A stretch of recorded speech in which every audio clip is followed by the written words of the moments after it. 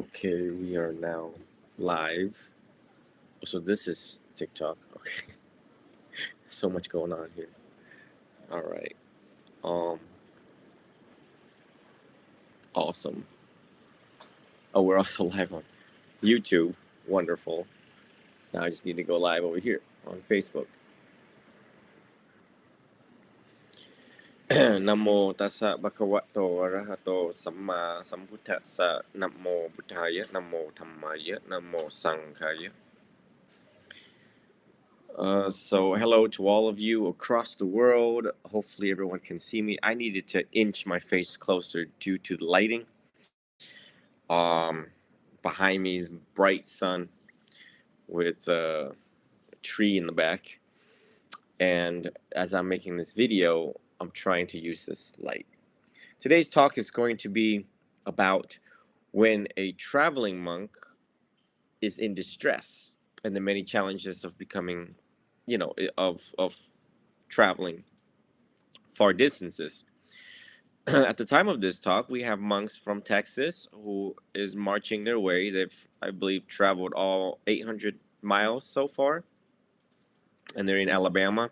About 20 monks, led by Venerable Panyakara, um, traveling towards Washington D.C. for peace. Along when I was in Thailand, I was able to see Tudong monks also traveling, but I only got to see a small group versus a big long line like we've seen elsewhere. Um, and so I just wanted to talk a little bit about that. I hope one day to lead, or perhaps just alone myself, solo, and maybe with a few students to march the same. I actually want to march from like Florida all the way to Seattle. Because I'm quite fairly still young, 37, even though I was recently diagnosed with EPI, exocrine pancreatic insufficiency, and taking Creon 3 times a day. I figured, and I think some of these monks, they're like, you know what? While we have health and strength, we should do this march of a lifetime. And so off they go, very fast, and they just get together and they go.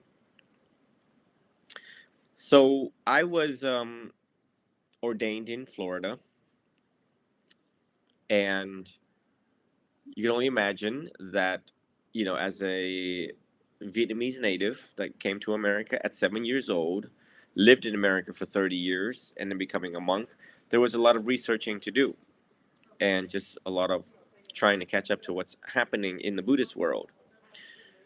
I've been a monk for 10 years, and I've been traveling a lot over the past 2 years because I've dedicated most of that 8 years towards my programs to catering teen suicide and practicing meditation and teaching a lot with a lot of invitations. As those who followed me for a while have seen my documented um, journey on across all of my social media.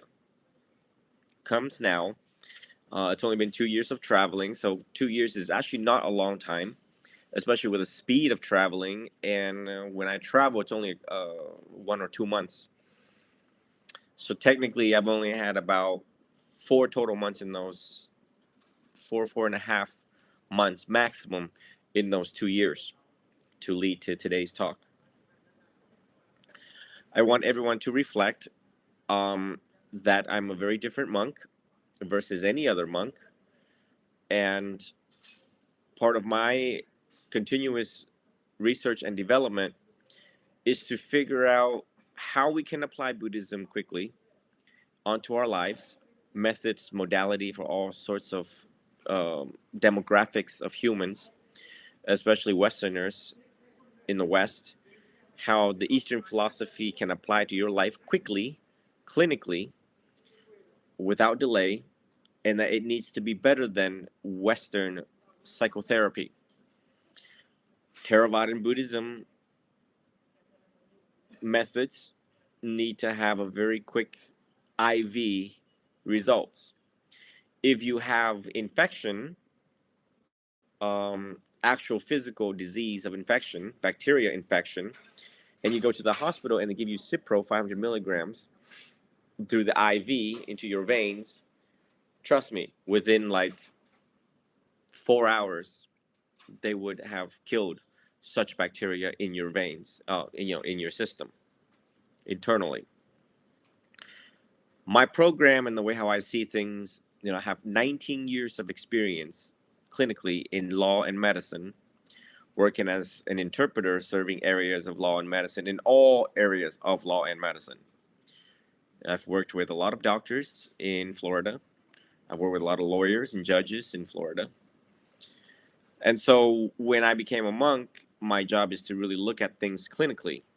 And of course, all of us Westerners, including myself, want quick results. And that's, my job is to bring you all the good news, clinical, empirical, scientific, evidence-based reports. Reports that other people can replicate, reports that other people can repeat, and to try to get the same results or to prove me wrong. No different than a job of a monk is to prove the Buddha wrong, you know? So I've been traveling to see how Theravadins practice, where it is most feasible, capable, and flexible for all of you to come and practice Buddhism. I've been to Sri Lanka, I've been to Thailand, I've been to Laos, I've been to Cambodia. Cambodia is like way back in the day, not recently. Vietnam a lot. I've been to Vietnam 15, 16 times throughout my entire life. And so my job is to try to look at, see how they do things, see how monastics do things, because I also train novice monks. I also train monks in the art of Buddhist psychotherapy. And so therefore, my job is to, pay attention and tell you all my findings, how we can improve Buddhism, how we fit in and use Buddhism into our lives. And it's not so simple as you hear what's coming out of me, because a lot of challenges regarding being a Western working layperson coming to the East and trying to figure out what kind of food you're going to eat, where you're going to stay, how long you're going to stay, whether you like the temperature, whether you like the monastery, the meditation center, the teacher. All of this is to help most compatible for you. Everyone suffer differently. Everyone has different backgrounds, experiences, traveling experiences, challenges, clinical histories. And my job is to try to narrow down all those factors and to tell per individual that, yes, I believe that this is a good place for you. I believe that this is, whether you're compatible with Japan. I forgot Japan in the list of traveling. And by the way, I'm going to Taiwan. So it's not simple. I mean, a lot of things that you hear online sound simple, and it doesn't have a lot of details in it, into the scientific details, into the strategic details, into how these things are going to help you, and particularly you, the complex individual you are, right? So that's what I do. I am a researching, traveling, clinical Buddhist monk, which is like never seen before. Because people are like, traveling, okay, we get that. Clinical, well, we're getting to know Qidao. It's been only 10 years, which is quite, yeah, it's getting there. 10 years is quite a good amount of time. And a lot of you have been following me, and I haven't gone to the social media until 2018. So a lot of you only been with me for 7, 8 years. And it's not like you follow me every single day, You all have your lives too. So the whole world is getting to get to know me. As things are recorded live and published. And so you get snippets, pieces of the puzzle, of how I do things, and to bring you all what is most compatible for you. And along the way, I've learned so much about traveling. I've learned so much about the challenges. Number one, for me, Nonetheless, trying to get there and gather data, information, gather it all together and tell you what it means for you. Um, and that, first and foremost, let's talk about, as I talk about how monastics carry out their ministry duties and they administer the Dhamma, which is the teachings of the Buddha, at the settings where they are or where you are, will give you insight into how that's going to help you. Okay, the TikTok 10 minutes is up. Let me start another TikTok 10 minute here. Okay. This is part 2 for TikTok. So, number 1, a Buddhist monk, a Theravadan Buddhist monk under my program, or if I'm going to introduce to you all any Theravadan Buddhist monk, they need to be well-rounded. They need to be well-educated, well-rounded. They need to have good experience. They need to have clinical experience, academic experience. They need to be qualified. They need to be authentic. And so part of that qualifications, authenticity, experience comes from the necessity of them traveling. As you all are aware, most Buddhist monks were formed in the monasteries. They carry out their rituals and religious practice, such as chanting, the importance of chanting. Basically, these are human that was ordained, took precepts, and then the abbot, the chief monk in the monastery, leads the way for them to calm their minds down. A lot of these monks come from homes that do not have parents, or was abandoned. Very, very sad. So they have a lot of anxiety, they have attachment issues, they have trauma, they have all these things that we all have. And so the monastery aims to cool down the fire of that. When a monk study in a university and he graduates with a bachelor's or a master's degree, a lot of them really don't have a lot of life experience. They don't know, like, for example, the entertainment world. They don't know what it's like to fall in love. They don't know what it's like to, when divorces happen. A lot of academic stuff that they go through. So they give the Dhamma talk, and usually Dhamma talks are they hold a microphone, they tell the masses of the crowd. Rarely are questions being asked, and if questions are being asked that is beyond their scope, nature, and practice, they just try to keep it in accordance to the Dhamma. Perhaps myself, I am the only one. Perhaps I'm the only one that gives actual clinical advice, because I've, in fact, have been in love for many times in my life. There's things that I've done in America, that I have worked, that I have been through, that I have experienced in my life. Getting in trouble, falling in love, falling out of love before becoming a monk. Friends, exposure to drugs, exposure to alcohol, the whole 9 yards of any life of an American would go through in a short, amount of time, or a long amount of time, whatever you want to put it. It's my position that monks trained under this program need to be engaged at least 5 years in clinical social work in order for them to assist you effectively, the general public, effectively. He needs to just know a lot. He needs to do a lot, see a lot, hear a lot, say a lot, make mistakes, and then come back around.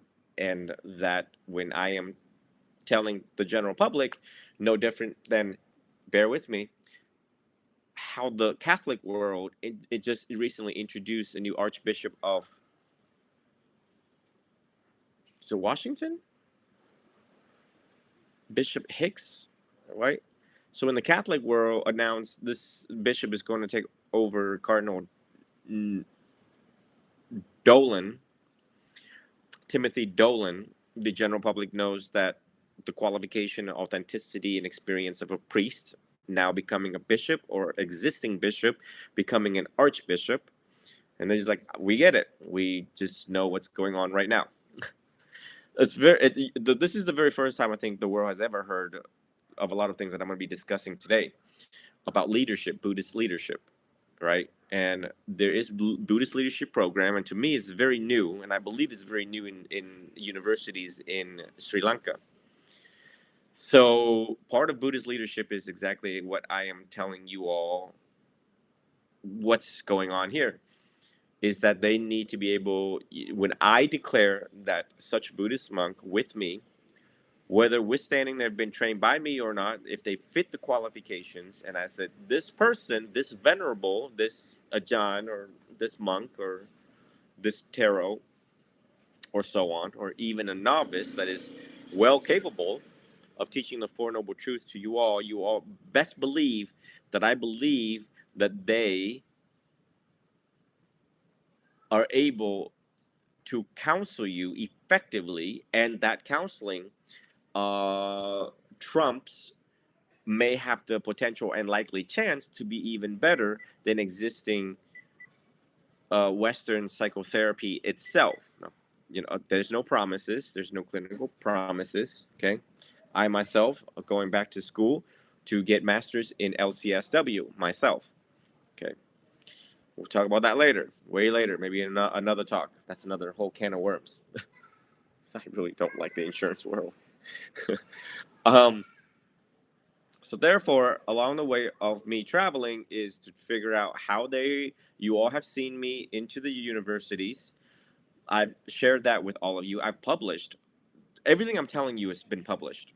It was up to the public, you guys, to put the piece of the puzzle together to know exactly what Jidao is talking about. But I've sat in the universities. I have sat and hear the nature, style, tone, disposition, and character of the professors. See how they deliver the education. See how much of that education is being absorbed per monk. What they remember, how they write their essays. You know, and I'm looking at small details to see if they're equivalent to how the Catholic world formed their priest, right? 7 years to form their priest, at least. Well, they have at least 7 years of education and the priesthood, the seminaries. In Buddhism, we need to kind of like be like that. We need to like keep the standard very high and pay close, very attention to the masses of the crowd that is suffering, and the individual that is going to be carrying out the ministry, the congregation of Buddhist followers in such a way. A lot of times when monks are explaining things online, some, not all, some of them, I'm like, I get it. Easily, like Agachita,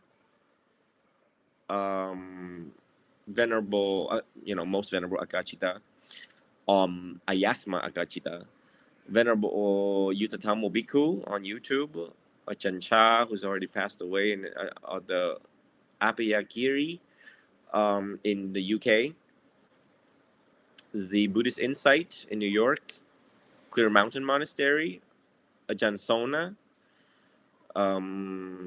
So there is some, and we're very glad and we're very happy that we have a lot of them to do this, to preach the Dhamma to all of you, or else all of us will be clueless, including myself. And then we have a good number where I don't understand what they're talking about. It's too psychologically intricate, and I'm just like, what? I needed to take a Tylenol to like really absorb what they're talking about. So therefore, I think all monks are doing the best that they can. I think all monks are different. They are who they are. I am who I am. I'm not a one size fit all. I try to be, but it's just so much into the helping profession to help all of you. Now, as I am carrying out the traveling plans, there is a lot, and right now there are monks under my program that I've been helping financially. Thank you all, by the way, for your donations. I'm also happy to announce that all donations went to exactly where they need to go. We are at a deficit, like we always are, because of a lot of challenges arises along the way of traveling. However, the money right now has already been dispersed. But uh, in my own travels, there are challenges. These challenges have never been described to the general public before because I just it never crossed my mind or rose to the level of deep concerns for the general public to know, because you guys need to know the most important thing, which is the Four Noble Truths onto your life. You don't need to hear a Buddhist monk, complaining about certain things. Uh, Hold on, TikTok just do one more TikTok, part 3 for TikTok. Um, so along the way in this particular trip recently, I was hit with a sore throat, something going on with the nasal passages down to the area. The ENT doctor diagnosed me with a bacterial infection, and here was the one of the challenges is medical necessity, which we are allowed to ask for help, right? I came over here on a $400 ticket one way. Most of the times, always a one-way ticket. Thank goodness it was $400. I've never seen before. It's like 30 hours, like more like 30 something hours layover, right? I mean, I'm a monk. Who cares? If I get delayed, I just meditate or make more videos like I always do at the airport and then share them with you. So I was hit with this whatever bacterial infection that caused sore throat, sneezing. It was horrific. I don't ever get sick, you know that. And if I do, it's a very short term. This thing lasted 2 weeks, which is like, whoa. Now here's the part where I get a kick out of, and it's the second time. Last year, I needed Cipro. That doctor like probably nearly almost killed me indirectly. She didn't mean to. She just didn't know, or I think she didn't know. Both doctors last year in Ho Chi Minh City are MD MS. That means on top of their medical doctor degree, they also have an MS. Only 6 years to be a medical doctor in Vietnam, right? So that was the last information that I had received. But these gals have an additional MS on top of their MD. So anyone who sees that, I mean, and they're in private clinics. Okay, very hard to get into private clinics if you're a medical doctor. So, okay, they're young also. Well, this last one, well, let's talk about the first one. First one gave me Cipro, killed the bacteria. But then she described me a bag of M&Ms of medication, right? And I believe I still have those records back at home. I am taking it like I'm supposed to. Again, traveling monk, go very fast. I don't really pay attention to what, they're giving me. I'm just like, okay, whatever. I'm just going to take it. It almost killed me. Okay. Because what happened was it was like overdose of bacteria, antibacterial. How do you call it? Um, yeah, antibacteria medication. And so the Cipro already killed the bacteria. The additional stuff that she prescribed tried to wipe out everything else in my body. I was fortunate to have 3 seats on the plane last year in April to have like lay down and rest. Diarrhea like you would never imagine. um and This time around, she's like, yeah, you have this infection, we put a scope in, we seen it, they printed out, they took chest x-ray, no upper respiratory infection. She goes, okay, I'm going to prescribe you Augmentin, 125 milligrams for like 5 days, twice a day, until my illness is like this. It's not going away. It's coming back. It's coming back. And I'm like, why is it coming back? So and I look it up and I'm like, wait, it's for a child that's 40 kilograms.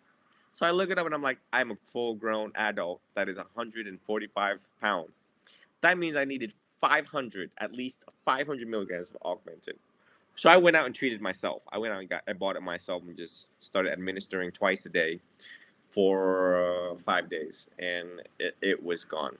The whole ordeal costed almost $300 with the assistant of an assistance to the venerable, okay, one of my student who literally stayed with me, watching me. I mean, horrifically at night, just sneezing, coughing, just oh, it was just terrible. It was just terrible. You all know that feeling. A lot of my students do things for free. They volunteer. However, under School of Qidao, we're not going to let that go unnoticed. So 99% of them do receive a pay from my reserves, and it is different from what the donations go to. If donations were to go to robes for monks, to go to robes, I don't take this and that. No. I was trained in nonprofit back at Eckerd College, so I do things very uniformly, straight to the point, and I am readily available to answer to those expenses and where the money goes. This year, I celebrate 10 years of holiness, and the title Ajan is someone who's kept perfect precepts for 10 years, and even greater than 10 years. You know, even when I was still adolescent, I've been keeping precepts and have tried to live the holy life since I was an adolescent, like 14 years old.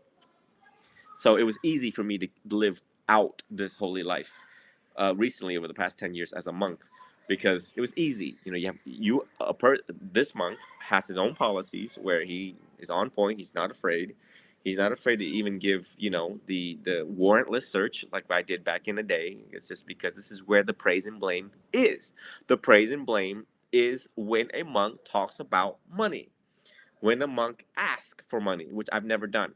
I follow 227 rules, cannot ask you except a cup of water. Up to the intelligence of people to understand the compelling case and to make their donations wisely to those who are worthy of veneration and to receive gifts. So, oh man. So this time around, one of the ATM, the nature, scope, and purpose is for all of you to understand the tiny details that you would go through as a traveler, nonetheless a monk that has to carry a lot of stuff because where I am, I'm teaching, so I need my laptop with me. At least two laptops. Can you imagine every time going through security TSA, I have to drag everything out. They always do extra layer of security with me because they're like, why does this monk have so many circuit boards and electronics and batteries and external hard drives and stuff like that? They probably think I'm like CIA or something. Can you imagine? And I'm like just dragging these things out, and they're like, "We've never seen a Buddhist monk carry so much phones, so much laptops." And they look at me funny, and I'm like, "I teach online." And I'm like, "Okay, you're good to go." So one of the ATM machine while I was in Thailand, I was with a monk, and while I was assisting this monk, I tried to get money out. I did not carry a lot of cash on me, so I go to ATM and they spit out baht. You put the ATM in and they give you baht.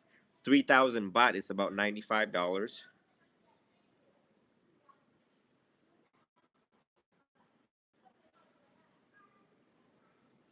Ooh, who's gonna sneeze? I did things a little too quick, and eventually it swallowed my primary Chase Bank debit card. I had my staff in the U.S. sent an email, and they said, "Can't give it back. Security reason. You lost your card. Contact your bank." So, you all know that donations can be made across my socials by using Cash App, Venmo, Zelle, PayPal. So I got this Cash App card, and I transferred money, which very fast, by the way, it hits right away. And uh,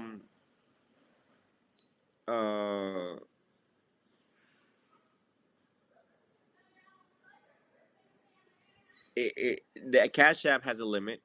That limit was exhausted in withdrawals due to the sharing of the merits, sharing of the donations, right? So then I was stuck, and I tell my assistant in the U.S., "Okay, I need you to like send me $500 because I'm going to Taiwan next, and I need $500, for expenditures and number. The other thing is paying for the overweight fees of the luggages. Luggages sometimes are like I don't know, like what is it, 17 kilos, right? And if you're maxed out, sometimes they don't let you carry things. You have to pay extra for stuff for luggage. The luggage dilemma. I'm telling you, look at the luggage dilemma with what is it? Budget airline Frontier alone. Oh, that one. That one gets you good. Just when you think you're getting on this plane for $200 or $150, by the time you get on the plane, it's $300 because of the things that you're carrying. 3 part 4 coming up. Part 4. Someone just asked me something. Yeah, it's Anicca. You just reach out to me because I'm in the middle of a talk, but it's Anicca, Anicca. So Western Union, right? I go out and I get Western Union $500. I've sent money before to Laos to Ajahn Don. You guys know about that, Ajahn Don of Wat Don Do. For to help with everything that's going on with like 30 novices there, 30 monks that's in his monastery. And I don't remember hearing any complaints. He must have received either USD and then, exchange it. Here in Thailand, $500 was sent to me. The currency was supposed to be 31 point something. I think that's a dollar, right? A dollar is 31 baht. They exchanged to me 27 baht per $1. So we lost like $35 additionally with this Western Union thing. I said whatever. Lesson learned. So today we covered illness, medical expense, travel. We haven't even talked about traveling yet. Like transportation. Venerable Fook. I made videos. I haven't published it yet, but oil change. Oil change here once a year, twice a year maximum in Thailand. I sit with Venerable Fook and I'm like, excuse me? In the US? No. And his got struts and what is it? Suspension problems going on. So I told him, we have money. You need to go and get an oil change. I checked your oil. It was black and you're missing like whatever quart. Gasoline. He's not in Bangkok, so he's able to drive. There's so many things that I've learned along the way. So yeah, there was just a lot of unexpected stuff that came across the way that people don't know about. I plan to do this walk of peace in the United States when I come back, and I want everyone to reflect wisely, sit there and watch these Texas monks do what they do. 20 monks walking on foot, needing a lot of assistance. Gasoline is one of them. The many safety cars behind them because one monk got hit and needed amputation. That's terrible because they didn't have the necessity of equipment that to carry out their ministry. I am Theravadan, yes. Robes. Let's talk about robes, clothing, medicine, clothing, shelter. There's times where I need to stop by a hotel. The robes that I'm wearing right now is made of Egyptian something. It's cheap. I bought it in Vietnam for 500,000 dong, which is like $25 if even. $20 if even. They are not fit for. This is not fit for ceremonies or anything else because it looked like. Trust me, some robes make you look like pajamas. You're wearing pajamas in public. The sabong is tiny for a novice, not a full-size monk. 5'4", 145-pound monk. And I was absolutely appalled. There was a shortage of robes along the way. The robe dilemma is so funny, just because every time, all the time, no dryer here, so you have to like put it on a line to air dry. There is no time to wait for air dry with, 2 to 3 pair of robes. Um, oh man, I'm learning because I just recently traveled. 2 years of traveling is not a lot of, um, not just trying to get a hold of a good system to travel, because I have to meet with so many people, have so many meetings, rest, and now taking medications because of the EPI diagnosis, which is it wipes me out every time I'm in a car or a taxi. I like doze off like an old man, so I can have the energy to deal mindfully with other monks. This trip, I met a archbishop, a Buddhist archbishop. Now I have to say archbishop because you all kind of understand their nature, capacity, and responsibility regionally. Because number one, there's so many titles to a monk, so many responsibilities to a monk that Westerners don't understand. But this one monk was he's same age as me, 30, one more year older. Because here we add a year, in the U.S. we subtract a year, Chinese calendar. Um, Go to access to insight.org for the Pali Canon. Fashi. Okay, I need you guys to hold your questions, okay, for a second. This man was 38 years old and was like an archbishop, meaning he is supervising other monasteries.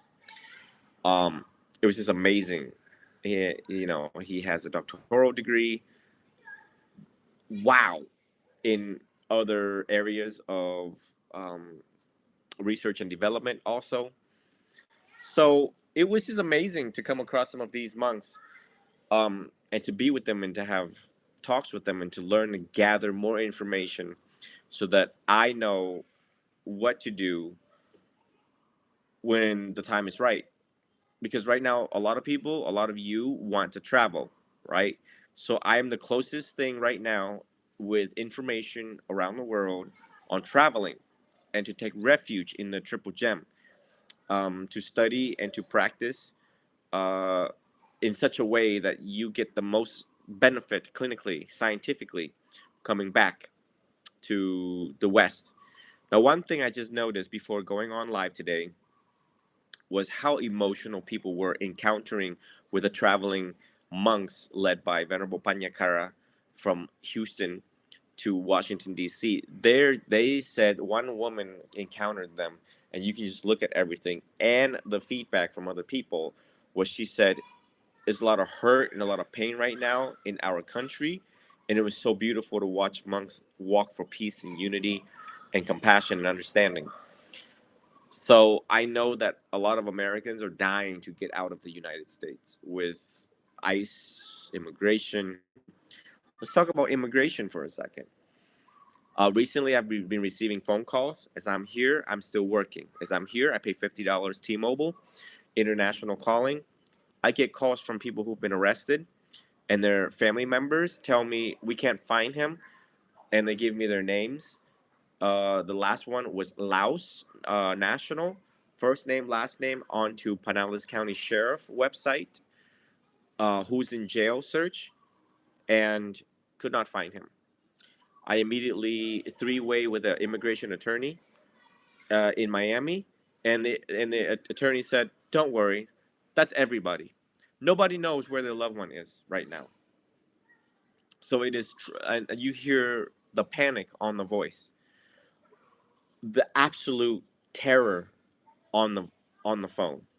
So I know that there's a lot of hurt, a lot of pain, a lot of sorrow, a lot of sadness, a lot of worries about the immigration sector and deportation.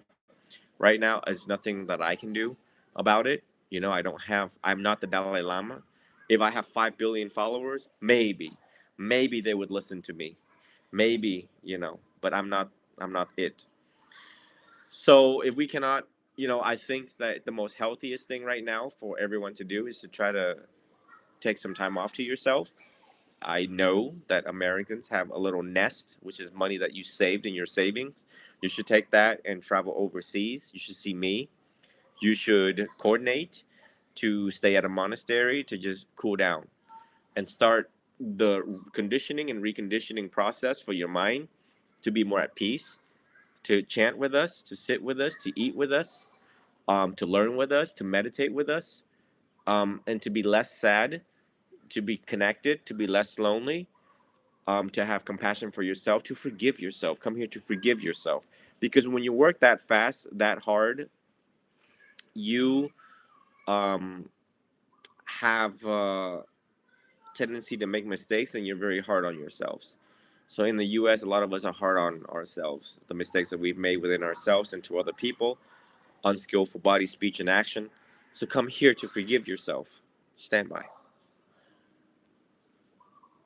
There we're at part 5. Part 5. And I'm very good at predicting things, right? Before hurricanes and all these things hit in the US, I told you all about it. I told you all about how it only takes one hurricane to wipe out Florida, and that it did. It did it within months. That happened. I'm really good at predicting things. And now I'm predicting that the masses of the crowd wants to get out of the United States. You know, a lot of people want to get out of their country and to find peace. And that's where we are here in Southeast Asia. That's where peace exists. This is the closest thing to peace as it's ever going to get.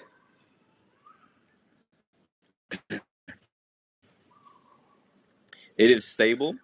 It is safe. Where I have chosen for all of you, at the time of we still had the Thailand war. At the time of this talk, there is still issues in Myanmar. At the time of this talk, in Sri Lanka, they're still recovering from the mudslides and flooding. Vietnam also on the outskirts, but there are many, many places that I have specifically and strategically chosen for all of you Westerners to come and meditate and to relax and to learn about yourself and to be complete and whole again. I have learned so much along the way about trauma, intergenerational trauma, a lot of things that have been passed down um, from generation to generation to you that lies within your DNA. That's why you are so reactive with what's going on. That's why you get upset. That's why you get angry, and it's not your fault. I believe that 99% is not your fault because a lot of things were passed down genetically, hereditary, to all of you. So it is my constant research and development of figuring out where you all come, which teacher you're going to be with, or with me, um, and to apply the best available science we know in cognitive behavioral therapy, Western psychology, and the 84,000 teachings in the Western philosophy of the Buddha Dhamma, the teachings of the Buddha in accordance to the Theravada order. I do not object people who try other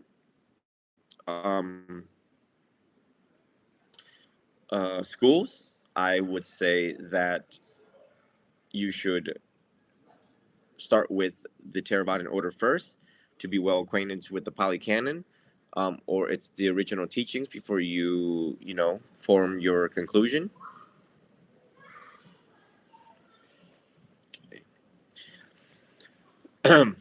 um, for those of you who cannot travel and would like to help out monastics such as myself who are traveling and the many programs that I am leading, please feel free to visit my link tree. My link tree is available on all social media. It's right there. Those who wants to give will always go there and find it. A lot of people are like, "Oh, we can't find it." Yes, you can. The monastic order survived because of you, each and every single one of us. It's not about me. It is about the monastic order, the Sangha. It always has been. Um, I cannot ask you for a lot of things, okay? And so it is up to the intelligence of my followers and for people who are new, who are inspired by these traveling monks across the world, the Tudong, the ascetic practices of Theravada order, support them. Go to Theravada Monastery, support them. And if you feel compelled by what I've done for all of you for the past 10 years, 8 years uniformly online across social media, then donate so that you can see more content, so that you can learn more. And when the time is right, you all will have a place to stay. You already have a place to stay now. For any of you that reaches out and you have the means and capability of traveling, I already have a place for all of you worldwide. And all of that becomes more refined each and every time that I travel. All of my findings become more refined as a direct result of delegating and talking with other monks, coordinating. It takes a lot of money coordinating. A lot of monks are very busy.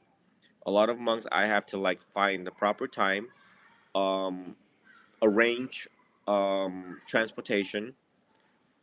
You know, most of the time, people do a lot of things for free. School of Qidao will not take advantage of that. Okay, we are Americans.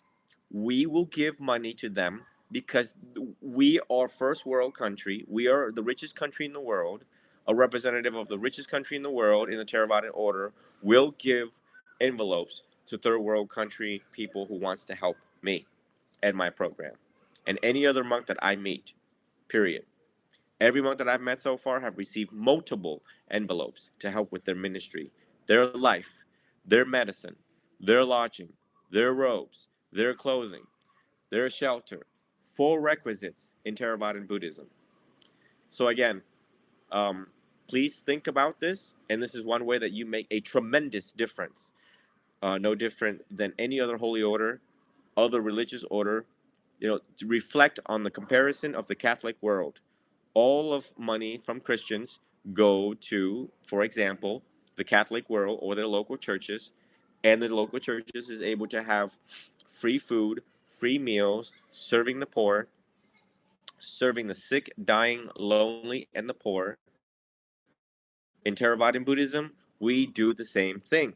We take in children at the monasteries and help the poor, the destitute, the abandoned, the ones without parents, the one that is going to be criminals. They are able to be reformed at a very young age due to and credited to the Theravadan order. So therefore, I would like everyone to really think about how you can contribute financially. Think about how you can contribute financially uh, to your local monastery and or my programs. Everything is uniformly reported back to you like it always has been for the past 8 years. And again, the more opportunities I get to travel, the more solid everything becomes for each and every single one Americans and or followers of Qidao here. I can't save everybody, but for the 1.3 million that follows me, 38, 36 or 38,000 on YouTube, 38,000 on Instagram, whatever. Okay, we'll have a home, right? We'll have a home and can come and sit and meditate. And when that time comes, oh my goodness, there's not enough monastery to house a lot of you. you know, it is also my vision. I should share with you all now to have a very big monastery in the United States, able to house and re-educate for all of you to learn to unlearn all the things that you've been feeding in your head, including the political situation that is in the United States, all of the pain, trauma, addiction, and abuse that you've done to yourself. You will need to unlearn that. You will need to become an arahant. You will need to become a meditator. Okay? It's not healthy for you hanging on to a lot of things in the past: depression, anxiety, resentment with your parents, resentment with your siblings. We need a center for that. And right now, those who want to formulate a nonprofit group or board, I'm more than happy to review your coordination. That will be in another talk titled Nonprofit. But right now, today, I just wanted to conclude the challenges faced by a traveling monk, and that is myself. And part of this talk also applies to other monks that cannot really speak like this or display as such because Their job is to just barrel through it. In America, we shouldn't barrel through things. In America and in the American way of doing things, we should do things properly, prepared, so that we don't have to run into a lot of things that I'm talking about here. It was by chance of good karma that I overcame my sickness. It was by chance of karma that everything is working out. But again, I'm making this talk is because I need more help. I'm making this talk because I need more financial help. But I cannot ask you directly for the financial help. You have been listening for the past 50 minutes, and you have a privilege to know and a duty to act for the sake of world peace, for the sake of peace within your community. And so, therefore, my empowerment and encouragement for all of you to cut back on what you can, which is a lot of the entertainment, Netflix, and Zulu, and Hulu, and whatever entertainment you're watching, to channel your money to Buddhism, channel your money to the Triple Gem, channel your fundings to where it needs to go, where it is needed the most to promote Buddhism and world peace. It seems like Buddhist monks right now are just at it with the world peace situation. So we're going to need all the help. So on behalf of the monastic order, in accordance to all the guidelines, the Vinaya and the Patimokkha, I'd like to conclude my talk. My salutations to all the venerable and most venerables, to all of the chief monks, to all of the supervising monks, to all of the bishops and archbishops in Buddhism who are in positions of leadership. I hope that this will contribute more to the Triple Gem for all of you. May all of you live long to continue serving all of us, and live long to keep the monasteries open to handle the masses of the crowd that is coming because of AI. For any additional question, you all can reach out to me to my email, the number one, Vietnamese interpreter at gmail.com. I am available also direct messaging, 727 phone number, United States, number 727 637 3490.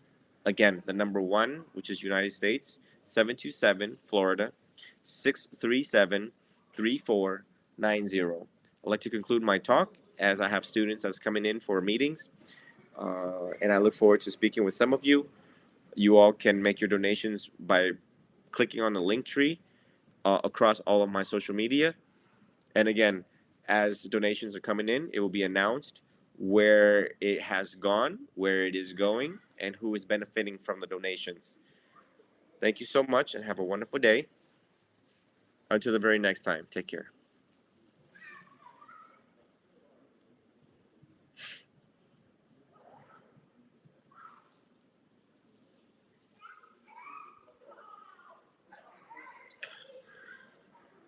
Okay.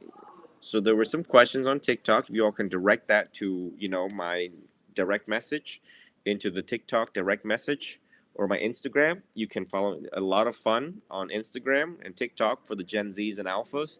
I'm surprised we have a lot of people so early over there in the United States, um, in wanting to learn about Buddhism. And the other thing I wanted to let everyone know, since you all are here, is that I do individual spiritual counseling, and they will best serve per individual if you reach out that, because your questions will be broad and you need a teacher that will meet you exactly where you're at. Everyone's um, suffering is different, and there's no one size fit all answer that I can give like I always do publicly that will best fit you. You need to tell me about your addiction, trauma, and abuse, or things that resentment, whatever's going on in your life. I need to know work, home, school balance, so that I can better assist you exactly where you're at. So again, that's the benefit of one-on-one counseling sessions, and I don't believe any other monk right now are doing that.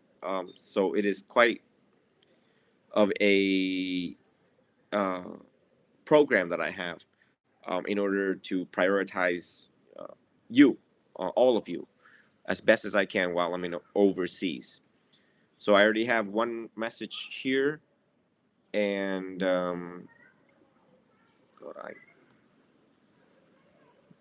would you like to speak on the phone? Question mark. I already have one person reaching out after publishing that. So again, someone just told me it's 3 a.m. over in the U.S. right now. Um, so when I'm not having meetings, I sit and I, ask people like, hey, tell me a little bit about yourselves. What brought you to Buddhism? What brought you to me? How long have you been following me? How can I be of assistance to you right now in your life? Any stress in your life? Anything that's bothering you politically, socially, personally, academically? So that's how it typically works. And again, I like to conclude my talk so far. Not sure if I'm going to get back on. I need to have some meetings with my students.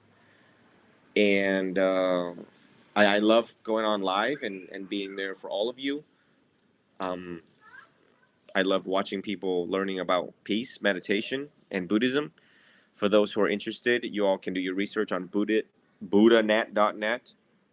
Buddhanet.net. Okay. All right. Till the next time. Thank you. Take care.